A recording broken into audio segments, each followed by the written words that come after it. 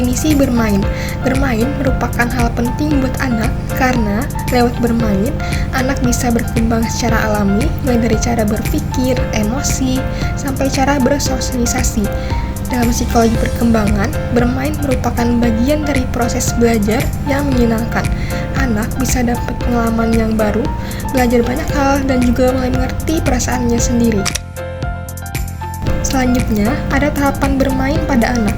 Yang pertama, tahap perkembangan. Pada tahap ini, anak lagi belajar mengenal lingkungan dan melatih kemampuan dasar tubuhnya. Yang kedua, tahap permainan.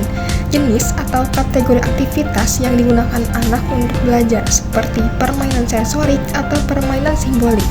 Yang ketiga, tahap bermain, yaitu proses interaksi sosial anak saat melakukan aktivitas bermain, yang bergerak dari permainan sendiri hingga bermain dengan kelompok. Yang terakhir, ada tahap melamun.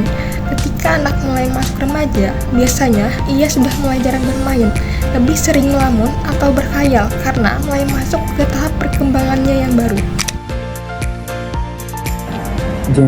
Jenis bermain pada anak. Yang pertama ada fungsional. Jenis aktivitas bermain pertama yang dilakukan anak-anak. Permainan fungsional melibatkan tindakan fisik yang berulang, bahasa dan mengenali objek sejak bayi. 2. Permainan konstruktif. Pada usia 2 tahun, anak-anak berkembang dari permainan fungsional yang sederhana dan berubah menjadi aktivitas kreatif yang berorientasi pada tujuan. 3. Permainan simbolik. Permainan simbolik adalah kemampuan anak-anak untuk menggunakan objek, tindakan, atau ide untuk mewakili objek, tindakan, atau ide lain dalam permainan.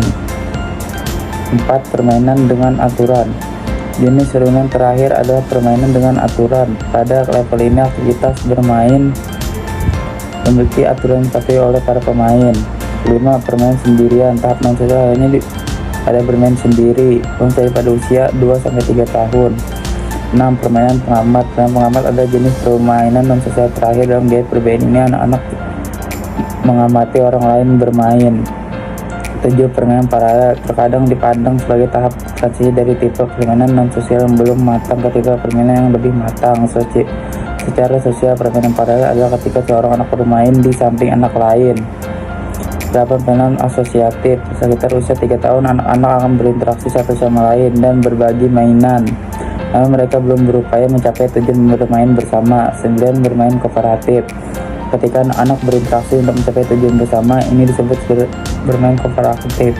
Anak tertarik pada orang-orang yang bermain dan juga pada koordinasi aktivitas mereka. Fungsi bermain pada anak.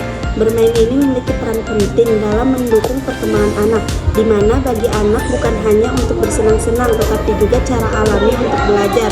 Ada beberapa fungsi dalam bermain, yaitu fungsi kognitif, fungsi emosional, fungsi sosial, fungsi fisik, fungsi kreatif, dan terapi.